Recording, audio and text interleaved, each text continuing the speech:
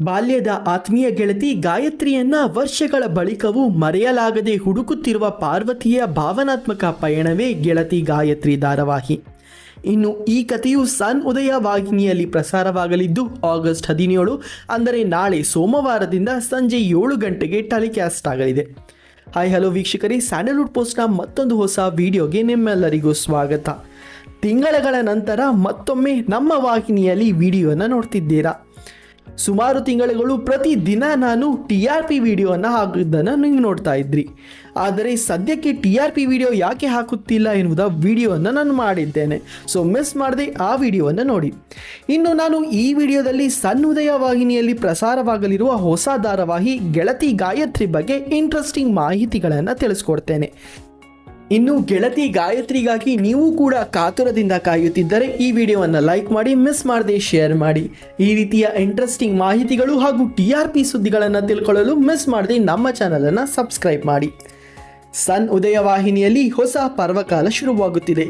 ಇತ್ತೀಚೆಗಷ್ಟೇ ಆರಂಭವಾದಂಥ ಭಾಗ್ಯವಂತರು ಧಾರಾವಾಹಿ ಯಶಸ್ಸನ್ನು ಗಳಿಸಿದೆ. ಇದೀಗ ಮತ್ತೊಂದು ವಿಭಿನ್ನ ಕಥೆಯನ್ನು ಸನ್ ಉದಯ ವಾಹಿನಿ ನಿಮಗಾಗಿ ಹೊತ್ತು ತರುತ್ತಿದೆ. ಅದುವೇ ಗೆಳತಿ ಗಾಯತ್ರಿ. ಸ್ನೇಹದ ನಿಜವಾದ ಅರ್ಥ, ಗೆಳೆತನ, ಬಾಂಧವ್ಯ ಹಾಗೂ ವರ್ಷಗಳ ನಂತರವೂ ಉಳಿಯುವ ಬಾಲ್ಯದ ನೆನಪುಗಳನ್ನು ಹೊತ್ತು ತರುವಂತಹ ಧಾರಾವಾಹಿಯೇ ಗೆಳತಿ ಗಾಯತ್ರಿ.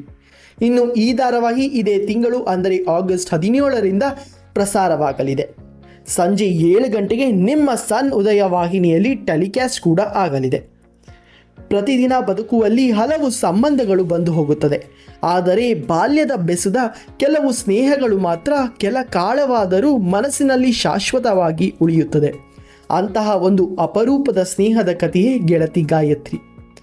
ಇನ್ನು ಇಬ್ಬರು ಆತ್ಮೀಯ ಗೆಳೆಯರ ಭಾವನಾತ್ಮಕ ಪಯಣವೇ ಈ ಕಥೆಯ ಮುಖ್ಯ ಉದ್ದೇಶವಾಗಿದೆ. ಬಾಲ್ಯಗಳಲ್ಲಿ ಪಾರ್ವತಿಗೆ ಸಿಕ್ಕ ಮೊದಲ ಗೆಳತಿಯೇ ಗಾಯತ್ರಿ. 2 ಜಡೆ ಹಾಡಿಕೊಂಡು ಜೊತೆಯಲ್ಲಿ ಆಟವಾಡುತ್ತಿದ್ದು ಹಾಗೂ ಕೈತುತ್ತನ್ನು ಹಂಚಿಕೊಂಡು ಬೆಳೆದಂಥ ಈ ಇಬ್ಬರು ಗೆಳತಿಯರ ನಡುವೆ ಬಾಂಧವ್ಯ ತುಂಬ ಗಾಢವಾಗಿತ್ತು. ಆದರೆ ಕಾಲ ಸರಿದಂತೆ ಕೆಲವು ಕಾರಣಗಳಿಂದ ಇಬ್ಬರು ದೂರವಾಗುತ್ತಾರೆ. ಜೀವನದಲ್ಲಿ ಎಷ್ಟೋ ವರ್ಷಗಳ ಕಳೆದರೂ ಗಾಯತ್ರಿಯ ನೆನಪು ಮಾತ್ರ ಪಾರ್ವತಿಯ ಮನಸ್ಸಿಂದ ದೂರವಾಗುವುದಿಲ್ಲ.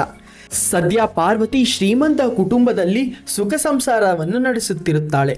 ಪ್ರೀತಿಸುವ ಪತಿ, ಮುದ್ದಾದ ಮಗಳು ಸೇರಿದಂತೆ ಜೀವನದಲ್ಲಿ ಆಕೆಗೆ ಬೇಕಾದ ಎಲ್ಲವೂ ಇರುತ್ತದೆ. ಆದರೆ ಬಾಲ್ಯದ ಗೆಳತಿ ಗಾಯತ್ರಿ ಮತ್ತೊಮ್ಮೆ ನೋಡುವ ಹಂಬಲ ಮಾತ್ರ ಆಕೆಯ ಮನಸ್ಸಿಂದ ಮಾಯವಾಗುವುದಿಲ್ಲ. ತನ್ನ ಬಾಲ್ಯದ ಗೆಳತಿಯನ್ನು ಮತ್ತೆ ಹುಡುಕಲು ಪಾರ್ವತಿ ನಡೆಸುವ ಪ್ರಯತ್ನವೇ ಕಥೆಯ ಪ್ರಮುಖ ಎಳೆಯಾಗಿರಲಿದೆ. ವರ್ಷಗಳ ಹಿಂದೆ ತನ್ನೊಂದಿಗೆ ಕಣ್ಣಾಮುಚ್ಚಾಲೆ ಆಡುತ್ತಿದ್ದಂಥ ಗೆಳತಿ ಗಾಯತ್ರಿ ಮತ್ತೆ ತನ್ನ ಜೀವನಕ್ಕೆ ಮರಳುತ್ತಾಳಾ ಎಂಬ ನಂಬಿಕೆಯನ್ನು ಪಾರ್ವತಿಯಲ್ಲಿದೆ. ಆದರೆ ಈ ನಂಬಿಕೆ ನಿಜವಾಗುತ್ತದಾ? ಗೆಳತಿ ಗಾಯತ್ರಿ ಎಲ್ಲಿದ್ದಾಳೆ? ಇಬ್ಬರ ಗೆಳೆತನ ಮತ್ತೆ ಒಂದಾಗುತ್ತಾ ಎಂದು ಕಾದು ನೋಡಬೇಕಾಗಿದೆ. ಇನ್ನು ಗೆಳತಿ ಗಾಯತ್ರಿ ಧಾರಾವಾಹಿಯಲ್ಲಿ ಪಾರ್ವತಿ ಪಾತ್ರದಲ್ಲಿ ವೈಷ್ಣವಿ ಗೌಡ ಅಭಿನಯಿಸಲಿದ್ದಾರೆ ಹಾಗೂ ಗಾಯತ್ರಿ ಪಾತ್ರಕ್ಕೆ ಕೃತಿಕಾ ಬಣ್ಣ ಹಚ್ಚಲಿದ್ದಾರೆ.